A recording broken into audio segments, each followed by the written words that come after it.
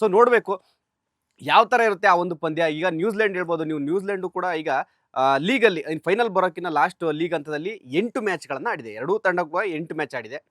ಭಾರತ ಕೇವಲ 1 ಪಂದ್ಯ ಮಾತ್ರ ಸೋತಿದೆ, ಅದು ಕೂಡ ದಕ್ಷಿಣ ಆಫ್ರಿಕಾ ವಿರುದ್ಧ. ಇನ್ನು ನ್ಯೂಜಿಲೆಂಡು 2 ಪಂದ್ಯಗಳನ್ನು ಸೋತಿದೆ.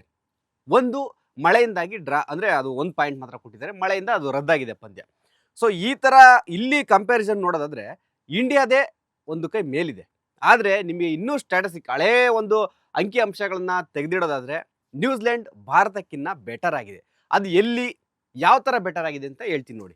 ಒಂದು, ಇಲ್ಲಿವರೆಗೂ T20 ವಿಶ್ವಕಪ್ನಲ್ಲಿ ಭಾರತ ಮತ್ತು ನ್ಯೂಜಿಲೆಂಡ್ 2 ಮುಖಾಮುಖಿ ಆಗಿರ್ತಕ್ಕಂಥ ಪಂದ್ಯಗಳಲ್ಲಿ ಭಾರತ ಯಾವ ಒಂದು ಪಂದ್ಯವನ್ನು ಗೆದ್ದಿಲ್ಲ. 3 ಸಲ ಮುಖಾಮುಖಿ ಹಾಕಿದ್ದಾರೆ, ಅಂದರೆ ಭಾರತ ಮತ್ತು ನ್ಯೂಜಿಲೆಂಡು. ಅದರಲ್ಲಿ 3 ಪಂದ್ಯಗಳನ್ನು ನ್ಯೂಜಿಲೆಂಡ್ ತಂಡ ಗೆದ್ದಿದೆ T20 ವಿಶ್ವಕಪ್ ಈ ಟೂರ್ನಿಯಲ್ಲಿ. ಇನ್ನು ನ್ಯೂಜಿಲೆಂಡು ಇದು 2ನೇ ಸಲ ಫೈನಲ್ಗೆ ಹೋಗಿದೆ. ಮೊದಲನೇ ಸಲ ಫೈನಲಲ್ಲಿ ಆಸ್ಟ್ರೇಲಿಯಾ ವಿರುದ್ಧ ಸೋತು ರನ್ನರ್ ಅಪ್ ಆಯಿತು. ಇದು 2ನೇ ಬಾರಿ ನ್ಯೂಜಿಲೆಂಡ್ ಫೈನಲ್ಗೆ ಎಂಟ್ರಿ ಕೊಟ್ಟಿದೆ.